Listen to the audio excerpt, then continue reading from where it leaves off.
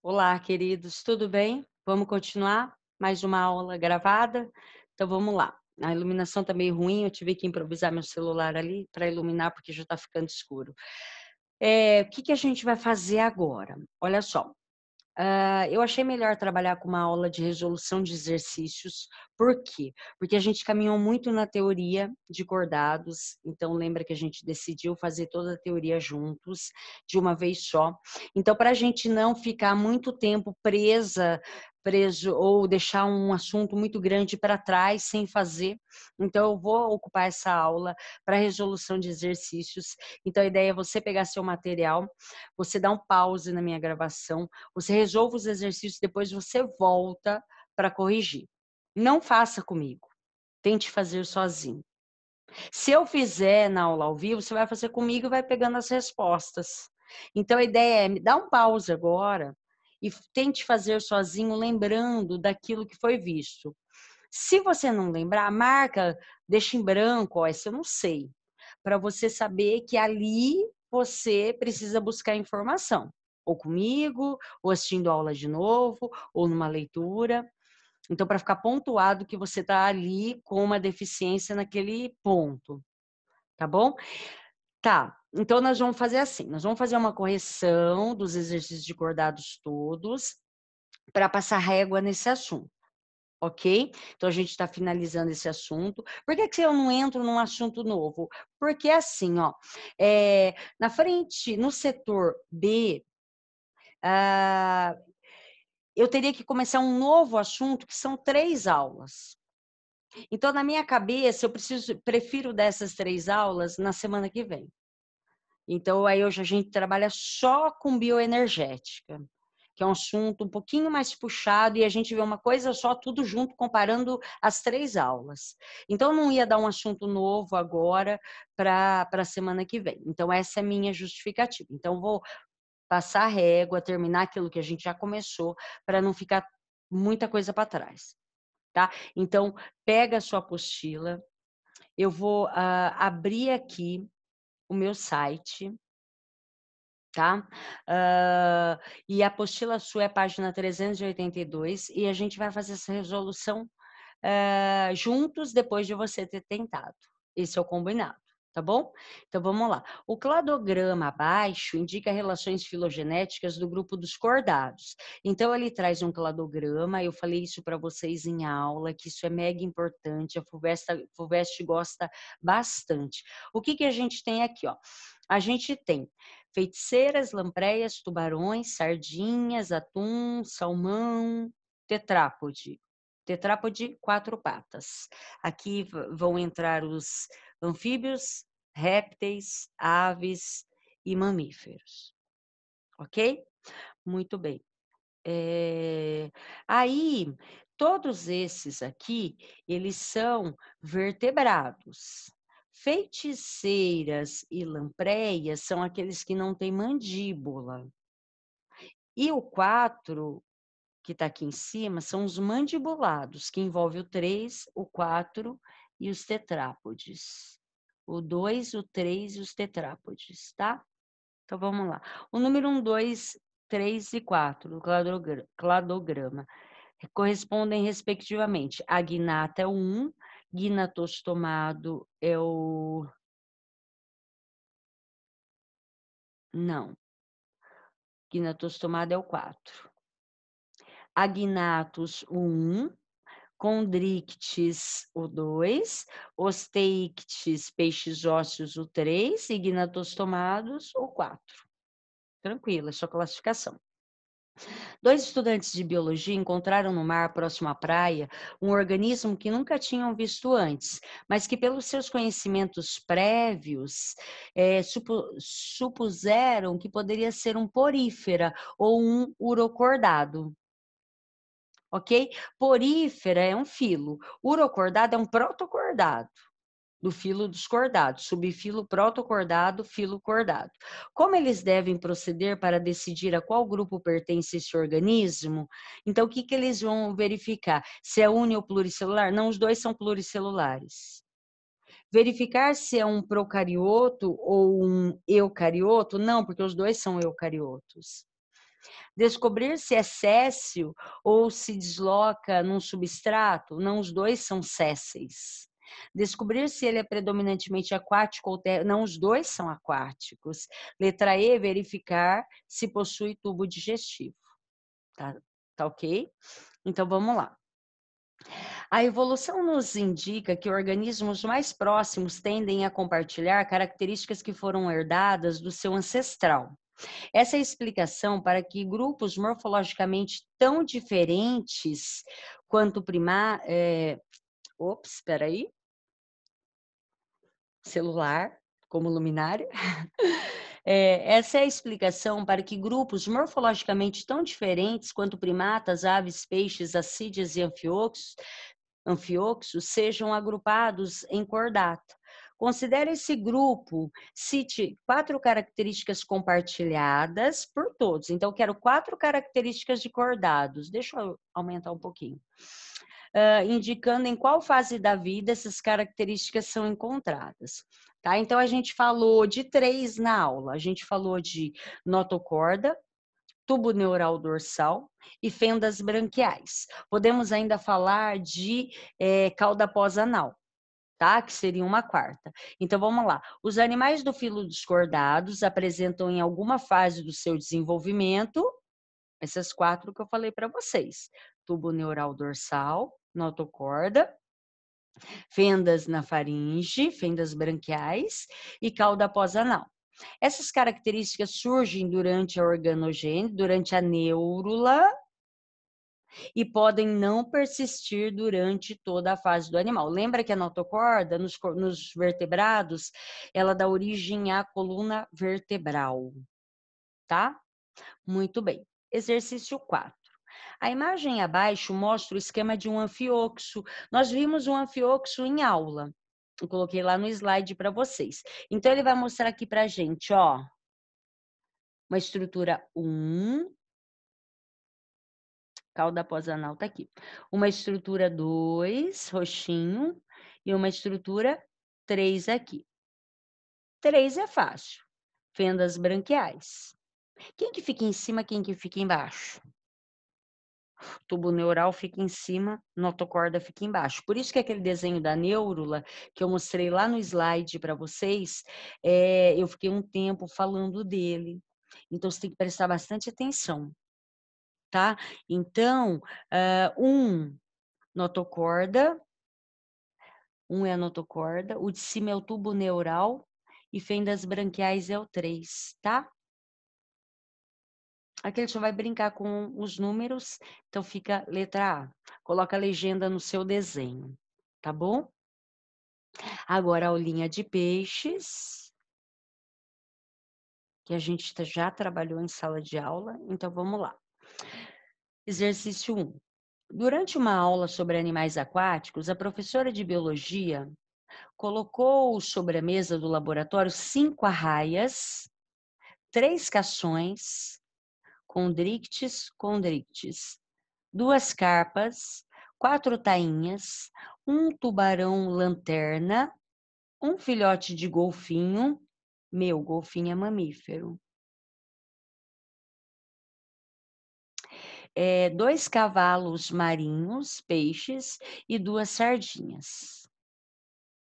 Após, solicitou aos alunos que colocassem em uma bandeja verde os peixes da classe Condrictis e numa bandeja vermelha os peixes da classe Osteictis.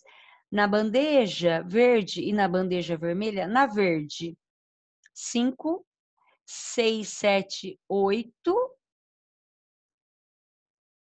Mais um aqui, ó, 9. 9 tubarão, cação é tubarão.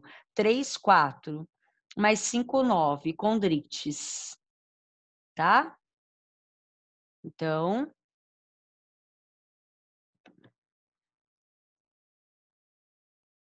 cação, raia e tubarão. Aí, você tem que marcar os outros. O que que você tem? Sardinha, 2, 4, golfinho não. 5, 6, 7, 8, 9, 10. 10 peixes ósseos. Tudo bem? Letra I. Muito bem. Analise as seguintes afirmações sobre as características dos tubarões. Suas escamas são homólogas aos dentes de outros cordados. Ó, escamas placoides, tá? Sim. Possuem bexiga natatória? Tubarão não tem, só peixe ósseo. São animais sensíveis com a capacidade de detectar campos elétricos gerados por outros animais. São sempre animais de grande porte, não tem tubarão pequenininho, pois todos são ferozes e vorazes. Não. Então, 1 e 3 apenas, tá? Exercício 3. Um menino apaixonado por peixes resolveu montar um aquário em sua casa. Em uma loja, adquiriu 3 espécies diferentes, levando em consideração o aspecto visual, peixe palhaço, peixe anjo, peixe dourado. Todas as espécies foram colocadas no mesmo aquário que estava preenchido com água de torneira desclorada, sem cloro. As 2 espécies marinhas. Ai, professora, precisa de uma luz de estúdio, né? As 2 espécies, desculpa, tá, gente? As 2 espécies marinhas incharam e morreram rapidamente. E apenas por quê? Porque a espécie marinha, ela é isotônica em relação à água do mar. Ela é tão concentrada quanto a água do mar. Quando você coloca ela em água doce, de torneira, ela é mais concentrada. Ela começa a absorver água, até explodir, né?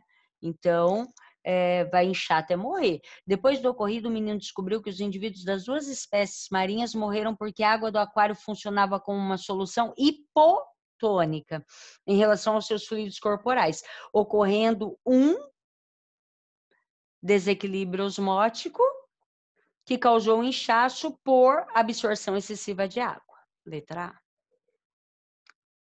Tudo bem? Vamos que vamos. Os peixes cartilaginosos são animais ureotélicos. Excretam ureia, condrictes, tá? Uma vez que produzem ureia como excreta nitrogenada, ia falar. Entretanto, os rins desses peixes reabsorvem a ureia em vez de eliminá-la na urina, como fazem os mamíferos. Dessa forma, a concentração de ureia no sangue dos animais e raias chega a 100 vezes maior que a observada no sangue dos mamíferos. Isso explica o fato de os fluidos corporais desses peixes serem ligeiramente mais concentrados que a própria água do mar. Assim, é correto afirmar que os peixes cartilaginosos reutilizam a ureia? Convertem a ureia? Então, por que ele quer deixar o corpo dele mais concentrado? Para não ter problema osmótico. Essa é a ideia.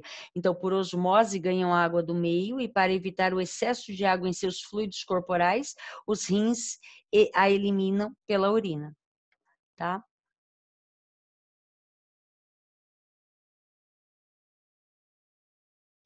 Então, é essa a ideia. O que vai acontecer? Ele vai estar muito concentrado de ureia, aí ele vai ter uma absorção de água, aí essa água vai, ganhando água para evitar o excesso de água, ele, em seus fluidos corporais, os rins a eliminam pela urina.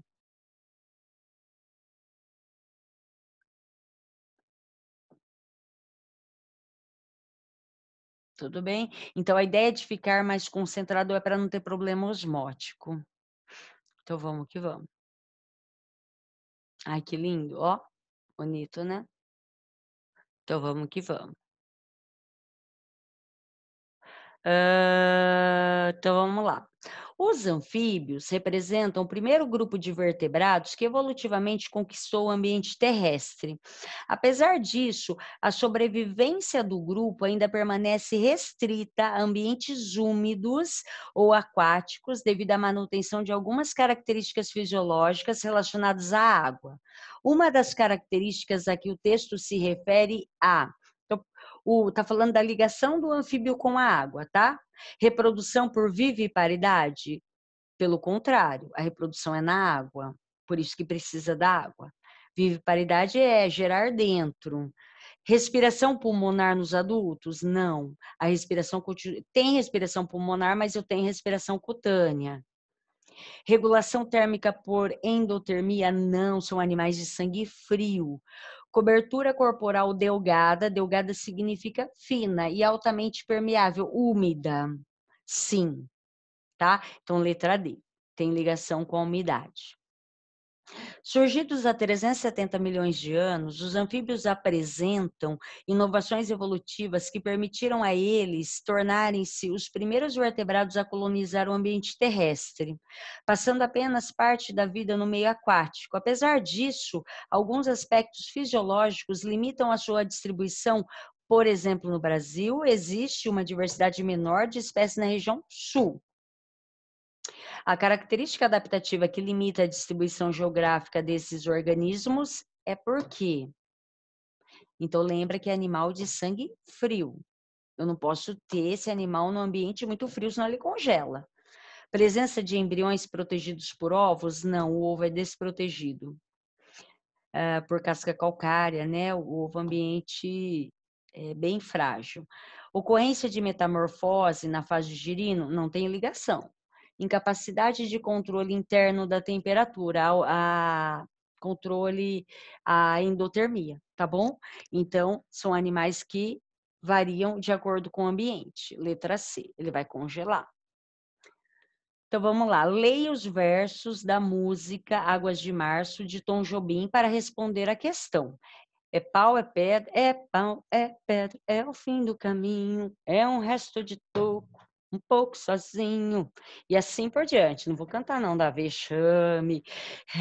Então vamos lá. O sapo, a rã, a febre terçã não fazem parte dos versos apenas por uma necessidade. Febre terçã é a malária.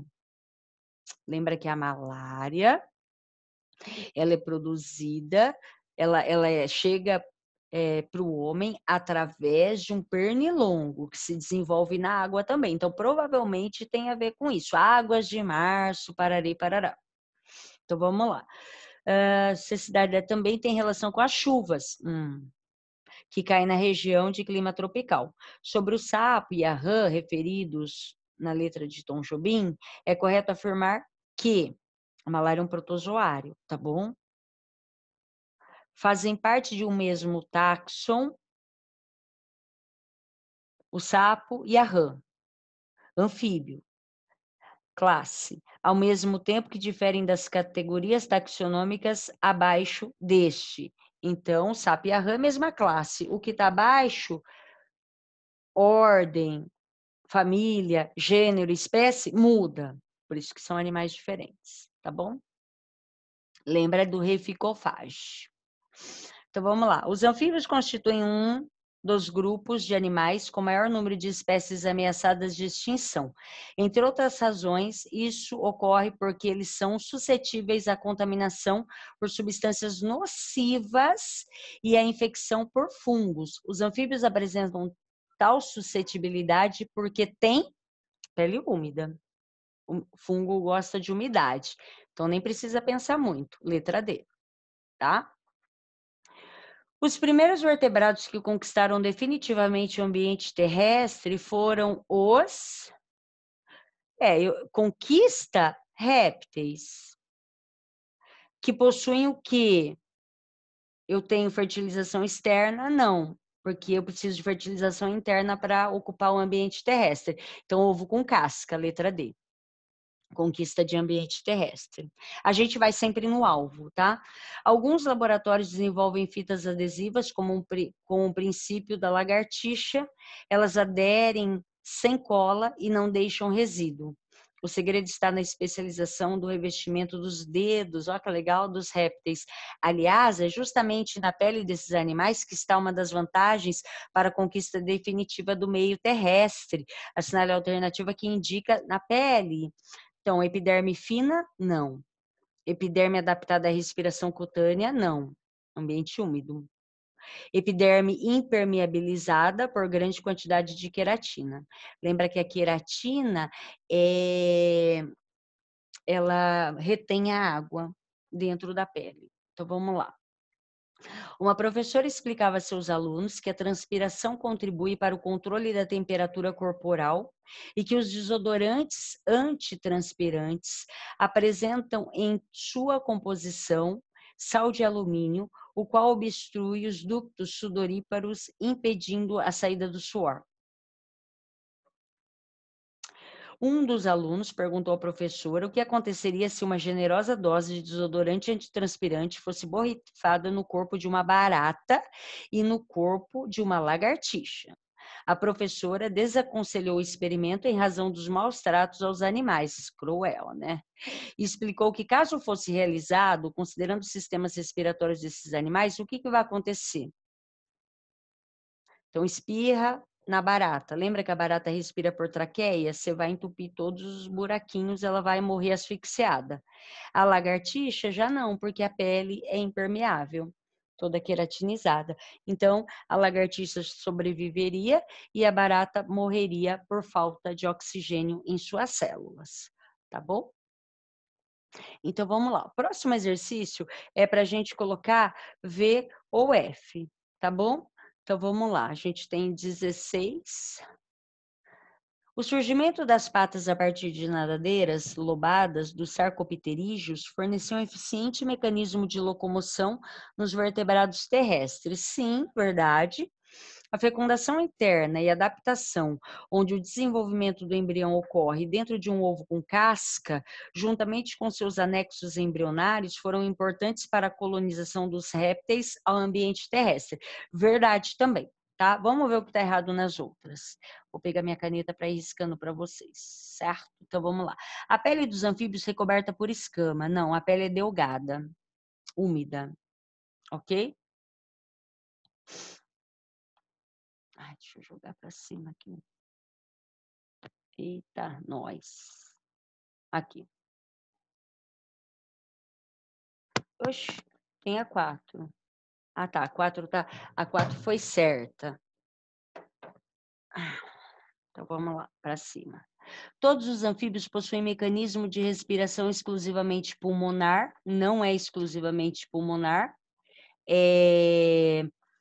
Pela pele também, exclusivamente está errado. Todos os répteis apresentam endotermia, não, eles são psilotérmicos, errada, ok? Então, a 1 e o 2 apenas correta, 3 é a somatória das corretas, é assim que a gente faz, tá bom? Vamos fazer mais um? Aí depois, deixa eu ver quantos tem, para não ficar muito longo, a gente deixa aves e mamíferos tá junto. Dá para eu fechar então, de boa. Ai, que bonitinho! Então vamos lá. Aqui são 8 exercícios. A gente faz num tapinha, rapidinho. Ó, analise o cladograma abaixo, as afirmações apresentadas. Ele está mostrando 3 indivíduos. Isso aqui é um grupo parafilético. Se eu considerasse a ave junto, seria um grupo monofilético, porque aí teria um ancestral comum aqui, tá? Então vamos lá. Para a classe repetília ser considerada monofilética, é preciso incluir aves dentro do grupo. Verdade, acabei de falar. Aves e dinossauros possuem ancestral comum. Cadê aves? Aves está aqui e dinossauros está aqui. Sim. Tartarugas, lagartos e cobras formam um grupo monofilético. Vamos ver, tartaruga, lagarto e cobra. Tartaruga, lagarto e cobra. Não tem um ancestral comum. Tem só aqui embaixo, mas eu teria que pegar todos os outros, tá? Então, errado. Ó, se eu pegar a tartaruga aqui, ó, tá num ponto diferente de lagartos e cobras. Teria que estar todo mundo saindo no mesmo ponto. Agora, se eu pegar todo mundo de cima, tem um ancestral comum. É que nem esse aqui, ó. Se eu pegar aves e os dinossauros aqui, eles são um grupo monofilético. Se eu pegar aves para até crocodilo, é um grupo monofilético, tá? É isso. Os crocodilos são filogeneticamente mais próximos das aves do que os lagartos? Então, vamos lá. Crocodilos são mais próximos das aves do que os lagartos? Sim, verdade. Então, letra D. Assinale a alternativa que preenche corretamente as lacunas do enunciado abaixo na ordem em que aparecem. Então, vamos lá. As penas das aves são formações epidérmicas e têm diferentes funções como proteção do corpo, impermeabilização da pele, manutenção da temperatura corporal. Aves como os espalham a secreção gordurosa sobre as penas, então, ó, glândula uropigiana. Eu chego aqui na resposta, letra D, tá? Por causa da glândula uropigiana que impermeabiliza as penas. De boa. O sucesso das aves como animais voadores foi favorecido devido a uma série de fatores. Então, o que faz o passarinho conseguir voar? Então, tem vários que eu falei em aula. Respiração por sacos aéreos? Não. Presença de asas? Sim. Ossos pneumáticos? Sim. Ok? Beleza. Ó, pele queratinizada não tem a ver. Pequena bexiga urinária? Não, não tem bexiga. Membros anteriores e posteriores não tem relação com o vulvo. Exercício 4, estamos acabando. As aves e os mamíferos podem habitar uma grande amplitude de áreas terrestres, são encontrados em regiões de altitude muito elevadas, assim como em regiões de altas altitudes.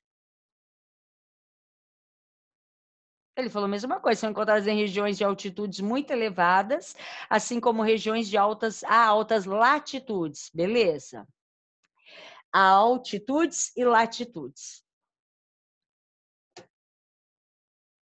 As aves e os mamíferos são capazes de sobreviver nesses ambientes. Lembra do exercício que a gente acabou de fazer? Que no sul a gente não encontra muito anfíbio por causa do frio? Por outro lado, os que regulam e mantêm a sua temperatura, aves e mamíferos, então eles conseguem habitar vários ambientes. Então, por causa da endotermia. É isso mesmo. É letra D. Então, aí eles são capazes de ir para vários pontos diferentes.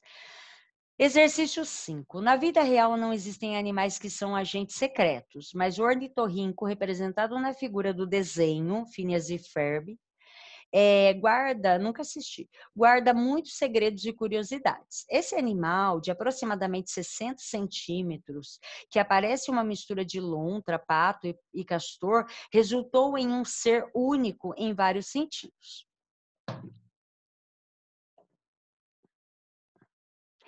Então, vamos lá. A semelhança dos mamíferos placentários, a fêmea do ornitorrinco alimenta os filhotes com seu leite, mas coloca ovos, tá? Então, são ovíparos ornitorrincos. Diferentemente dos mamíferos placentários, não produzem leite, tá errado, produzem.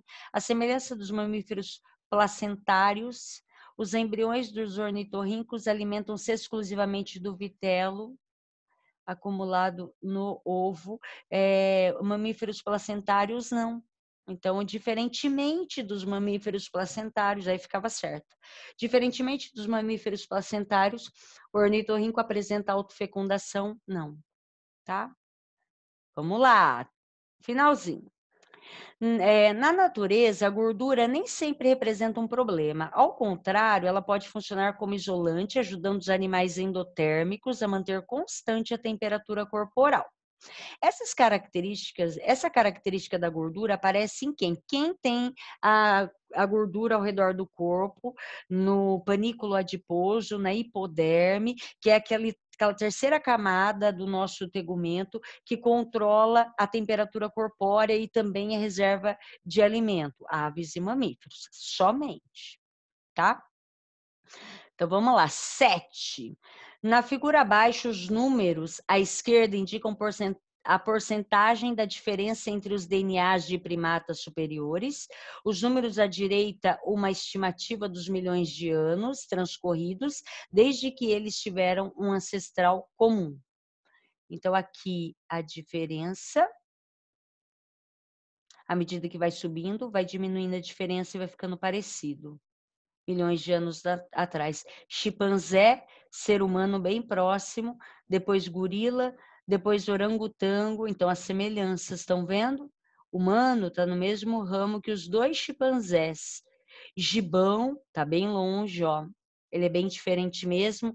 Macacos do velho mundo. Beleza. Então, vamos lá. Vamos ver se é verdadeiro ou falso, se é alternativa. Alternativa.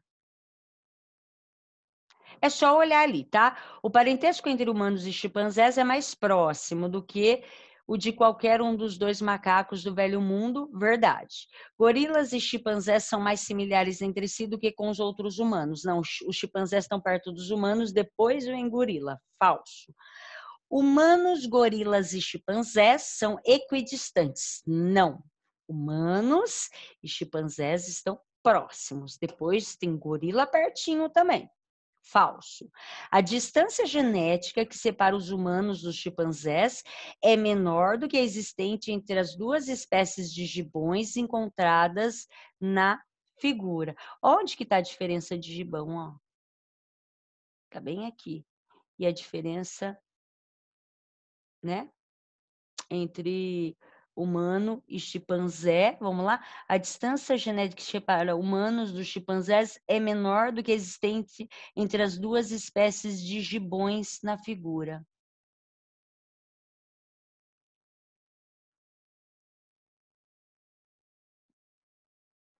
Ó, quanto que vale a diferença? Tá aqui, ok? Ó. E quanto que é a diferença entre humano? Tá aqui.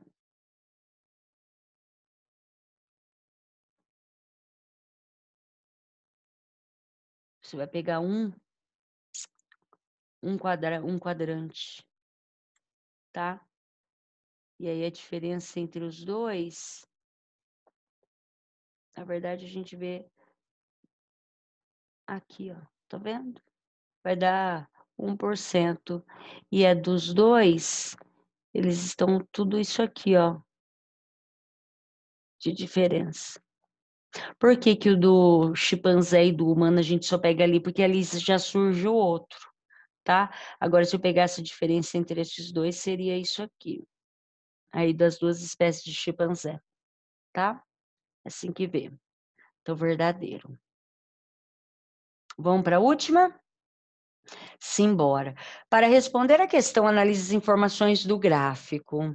A taxa metabólica basal é o nome dado para a taxa metabólica mínima de um animal endotermo adulto em repouso, ou seja, o mínimo para que ocorram as funções básicas, como a manutenção da atividade celular, respiração, batimentos cardíacos, barará.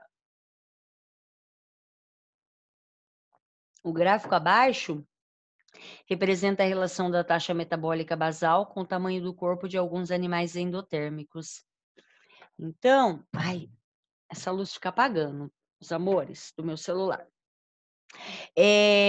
A taxa metabólica de um elefante, ela é bem baixinha, tá vendo? E a taxa metabólica de um camundongo, vou falar de camundongo porque é o que a gente conhece, né? O saranho é um outro animalzinho, não é tão comum no nosso ecossistema. Depois você procura lá no Google e você vê quem é. É um animalzinho bonitinho até. Grande assim, um biquinho pontudo. O elefante, ele tem um metabolismo mais lento, por isso que esse pom-pom, pom-pom, pom-pom. Diferente do estricnino, do camundongo, que é acelerado, metabolismo acelerado, tá? Então, vamos lá. A partir da análise dos dados apresentados, podemos afirmar que a energia necessária para manter cada grama de peso corporal é inversamente proporcional, quanto maior o animal, menor a energia que precisa. Quanto menor o animal, maior a energia, inversamente proporcional ao peso, ao tamanho do corpo. Letra A. Beleza? Então é isso.